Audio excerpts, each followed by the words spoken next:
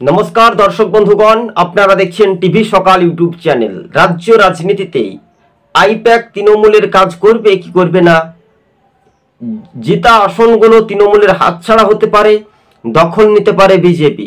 কার্যত 2026-এ যে বিধানসভা নির্বাচনের এক্সিট পোল বলুন বা ওপিনিয়ন পোল বলা হয়, মানে রীতিমতো যদি আমরা দেখি তাহলে তৃণমূলের যেগুলো শক্ত ঘাঁটি, যে আসনগুলো তারা জয়ী হয়েছিল দুইবারকার তিনবারকার বিধায়ক, সে আসনগুলো কিন্তু ছিনিয়ে নিতে পারে বিজেপি, এমনটাই সূত্র মারফত খবর। তবে আপনারা জানবেন বা বুঝতে পারছেন যে বিজেপি কিন্তু 26-এ ক্ষমতায় আসতে পারে।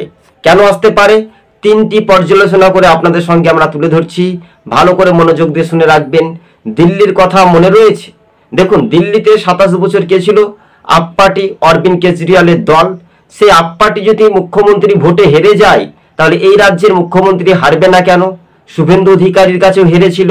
তবে আইপ্যাক কি কাজ করতে পারবে সেই রকম? কিন্তু না, তৃণমূলের এবার বিপত্তি ঘটতে পারে।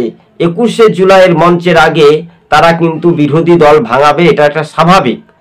কেননা এটা স্বাভাবিক, কে কত লোক দেখাতে পারবে, কে কত মঞ্চে লোক দেখাতে পারবে, কোন জেলা থেকে কার নেতার বেশি লোক হবে, সেইগুলো কিন্তু পরিচর্যা হবে।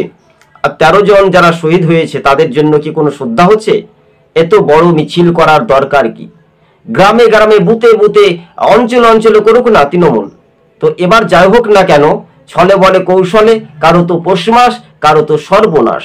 ভালো করে মনোযোগ দিয়ে শুনে রাখবেন, তাহলে নিশ্চিন্তে আপনারা বুঝতে পারবেন তৃণমূলের জিতা আসনগুলো হাতছাড়া হচ্ছে। কেন হাতছাড়া হচ্ছে আমরা এই কথাটি বলছি, আপনি মনে রাখবেন যে তৃণমূল, যদি আমরা দেখি দিল্লির কথা একটু উল্লেখযোগ্য তাৎপর্যপূর্ণ ভূমিকা ধরে দেখি, তাহলে দিল্লিতে একেবারে সাপ, বাংলাতে তৃণমূল হাফ হয়ে যেতে পারে, এমনটাই পর্যালোচনা করে আমরা জানতে পারছি।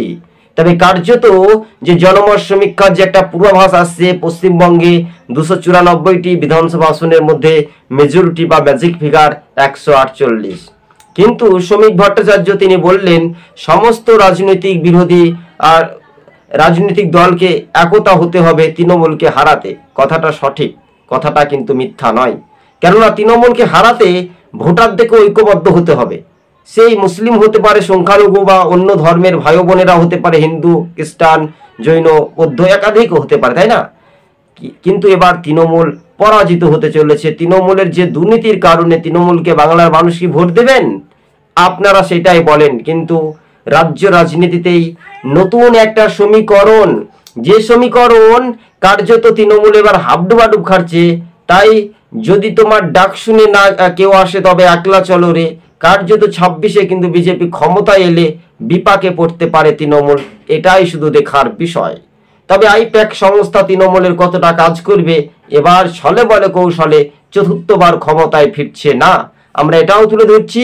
পশ্চিমবঙ্গ তীরশঙ্কু হবে। হ্যাঁ, যারা সংখ্যালঘু ভোটার তাদেরকে কাজে লাগিয়ে তাদেরকে বলবে যে দেখো তোমাদের তৃণমূল নেত্রী 294 প্রার্থী হয়েছে, টেং ভাঙা, হাঁটু ভাঙা, এইভাবে প্রচার করছে, বিজেপি চলে এলে, ক্ষমতা এলে তৃণমূলের অবস্থা খারাপ হবে। এই যে নাটকীয় তথ্য, এগুলো ছাড়েন। বাংলার মানুষ অনেকটা বুঝতে পেরেছে, তাই না? বুঝার যোগ্য আছে তাই বুঝতে পেরেছে। বুঝলে বুঝপাতা, আর না বুঝলে তেজপাতা, এটা একেবারে পরিষ্কার। কিন্তু দর্শক বন্ধুগণ, যে এরিয়াতে আমরা বসবাস করছি সেই এরিয়ার মধ্যে যদি আমরা তুলে ধরি, তাহলে দেখুন ভোটারদেরকে প্রভাবিত করা হয়, ভোট কেন্দ্রে বাধাপ্রাপ্ত দেওয়া হয়। তাহলে কিভাবে নির্বাচন কমিশন এই পশ্চিমবঙ্গে ভোট গ্রহণ করাবে? 2011-র ফলো করতে হবে। 2013-র পঞ্চায়েত নির্বাচন যে বাংলায় ভোট হয়েছিল, 2016 সেই নিরিখে ভোট হলে তৃণমূল একেবারে সাপ থেকে হাফ হয়ে যাবে, এটাই বলছে পর্যবেক্ষক বা রাজনৈতিক মহল, তাই না? কথায় কথায় 12 আনা, না বলতে পারলে 16 আনা। কিন্তু আপনাদের সঙ্গেই আমরা পর্যালোচনা করে এই প্রতিবেদনগুলি তুলে ধরেছি। তাই আজ না হলে কাল শাসকের কিন্তু পরাস্তর মুখ কিন্তু দেখতে পাচ্ছে পশ্চিমবঙ্গের মানুষ। ধন্যবাদ।